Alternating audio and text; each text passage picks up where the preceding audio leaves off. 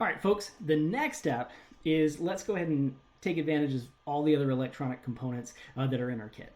Now, what's really interesting about the Blink program that we used before, we didn't have to build a circuit for that. It just used the LED that was already on the microprocessor.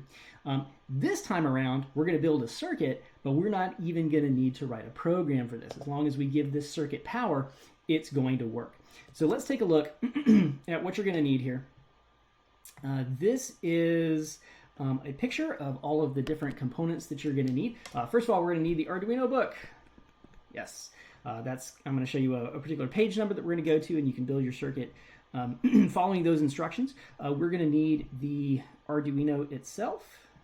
Okay, we're going to need the breadboard. Okay, now the breadboard does come with like this like little cardboard piece that you can attach the breadboard to. You don't have to do that if you don't want to, but the breadboard right here is going to be the most important piece.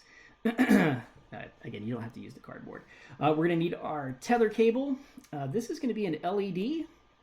We're going to need to use that. We're going to have a bunch of wires. There's nothing really special about the difference in these wires. They're different colors and different lengths. So just grab really any wires that you would like to use. You do have a pair of really long red and black wires in your kit, and I like to always use those for power connections. And finally, for this project, we're going to need to use a resistor. We'll talk about resistors, we'll talk about how the breadboard works, and all of this stuff in the next several sections. So first of all, here is the Arduino itself. Hopefully you can see all of these individual ports. So again, we have power here and here. This is where we tether to the PC via USB. This is also external power. We can put 12 volts or 9 volts into this as well. We might be doing both of those, or you might be doing them for your projects. So again, keep that in mind. Like I said, there's a ton of power schemes on the Arduino. For example, if we need 3.3 volts, or if we need 5 volts, we can get power of those magnitudes from those ports. We're going to look at all the digital pins. Notice these are all digital pins here. So all of these are digital pins. That's going to allow us to read digital information or to gather digital information. We've got some analog pins over here. Can't really see that. Here's our analog pins. We'll be looking at those. And basically everything else on here, hopefully we'll have a chance to kind of talk about as we go. Here's a reset button as well. Let's take a look at that breadboard.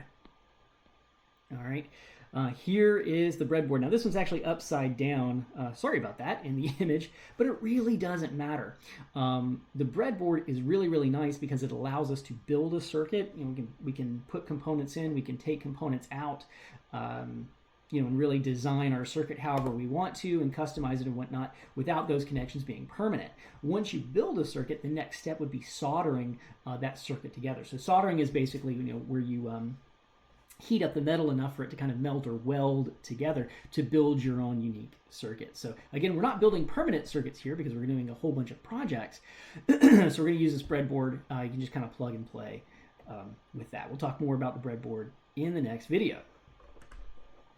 All right, so the first circuit that we want to build, take a look at your project book. Your very first project that we're going to build is on page 24. Okay, so go to your project book, page 24, and this is probably one of the simplest circuits that's in the book. It's just to run a very basic LED. We'll set that up in the next video and troubleshoot it as we need to.